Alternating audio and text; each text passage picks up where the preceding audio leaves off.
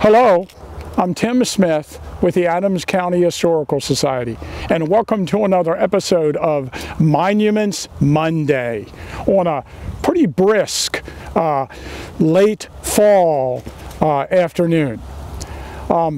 As we get further into the winter with these Monuments Mondays, the weather might turn a little bit worse on us.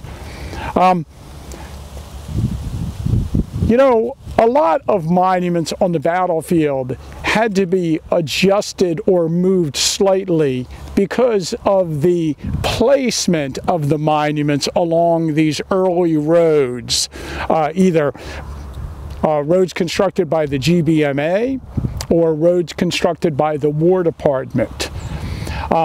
So these are moved monuments due to construction.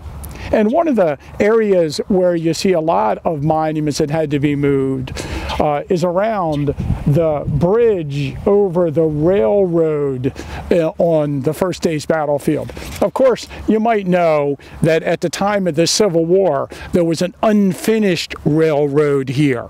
This was part of the Thaddeus Stevens Tapeworm Railroad that was actually laid out in the 1830s, and construction was halted in 1839. This railroad was abandoned from that time, and the tracks were actually not laid until the 1880s. So at the time of the battle, there was this unfinished railroad, and there was a cut through the ridges, and closer to town, there was an embankment where the railroad bed had been built up. But this railroad embankment and entrenchment was used as a defensive position by units in the fighting during the battle. The monuments of the troops that fought around here were placed here when the Gettysburg Battlefield Memorial Association purchased a strip of property, and monuments were placed on that strip of property. There was first discussion about putting an avenue through here in GBMA minutes in 1884. And on February 26, 1886, there was a motion by Major Robert Bell, the former commander of Bell's Adams County Cavalry, and it was resolved that Gilbert and Smith, Calvin Gilbert and Joseph Smith, who had a foundry in Gettysburg, would be commissioned for the construction and erection of an iron Pratt truss bridge over the extension of the Hanover Junction and Gettysburg Railroad on the first day's battlefield. The said bridge was to have a span of 49 feet with a roadway 14 feet wide with side rails. The roadway was to be floored with oak planks and to be 18 feet above the tracks of the said railroad, and to be supported by abutments on either side of substantial stone resting on a rock foundation. The contract price of the bridge was $635 originally. It appears the bridge was finished sometime in May of 1886. The avenue was staked out sometime earlier, and it was laid out in 1887, and at that time it was named Reynolds Avenue. Now, monuments were placed along this avenue, 4 on right around the bridge. And the original bridge didn't last too long. According to the commission reports, the Gettysburg National Military Park Commission reports, on November 12, 1904, a contract was made to erect a new bridge over Reynolds Avenue over the Western Maryland Railroad, a new steel bridge to take place of the old wrought and cast iron bridge, which had become dangerous on account of heavy traffic. That bridge was erected at a cost of $3,800, the lowest bid receiving the contract. The bridge was completed on June 17, 1905. Money was allocated for a new version of the bridge in November of 1938. it was announced that the new stone bridge would cost $30,000. But apparently that bridge was never rebuilt, as there's no further mention of that project in our newspaper. A third version of the bridge was constructed as part of the Mission 66 projects, which provided funding for national parks across the nation. That bridge was constructed between July and November 1958 and was completed and opened on November 8th, 1958. The cost of that bridge was $66,645.66. And of course, in 2008, Reynolds Avenue was closed for 2 months as a new bridge was built by a New Jersey company using several local subcontractors. So the current bridge, built in 2008, is the 4th bridge at this location. And, you know, under the new bridge, you can kind of still see the abutments to what I believe is the 1905 rendition of the bridge. But it was during the construction in 1958 that the 4 monuments closest to the bridge were moved to accommodate the built-up roadbed or ramp that led to either side of the bridge. The 14th Brooklyn's monument was dedicated on October 10th, 1887.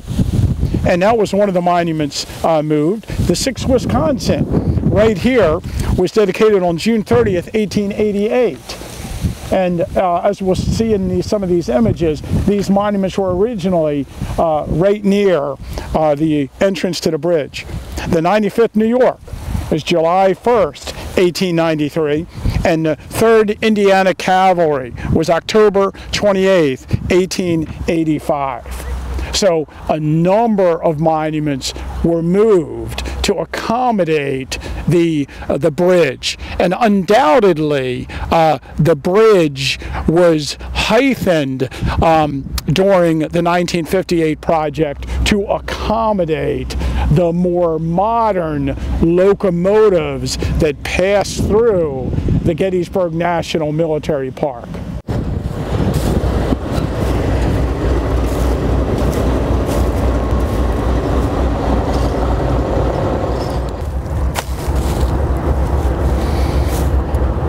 One of the rarely visited markers at the Gettysburg National Military Park is the right flank marker for the 6th Wisconsin.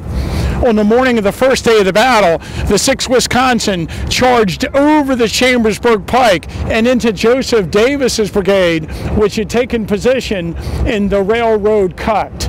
And their monument is actually located outside of their flank markers, which is very unusual on the battlefield.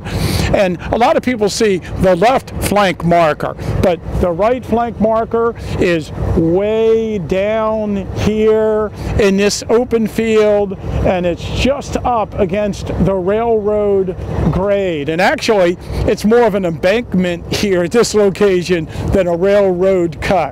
But if you want to do something unusual, come see the flank marker for the 6th Wisconsin. Now, the 95th New York is one of those units that has few monuments on the battlefield. There's actually the main monument we're just standing next to, the regimental monument, and then there are markers for different positions they occupied at different times in the battle.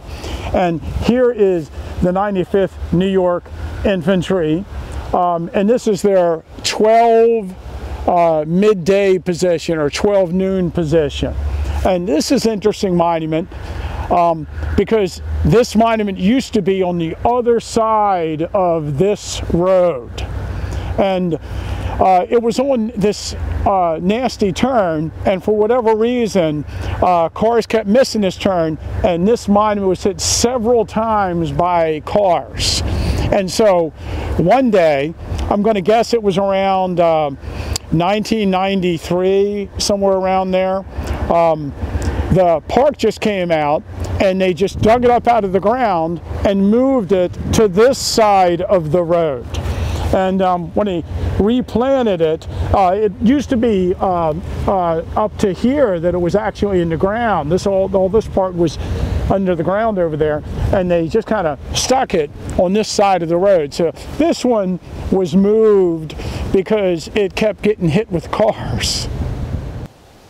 The last of the markers I wanted to talk about today during our construction version of our moved monument series is the flank marker for the 13th Massachusetts, which the right flank marker. And you can see the 13th Massachusetts Infantry Memorial there.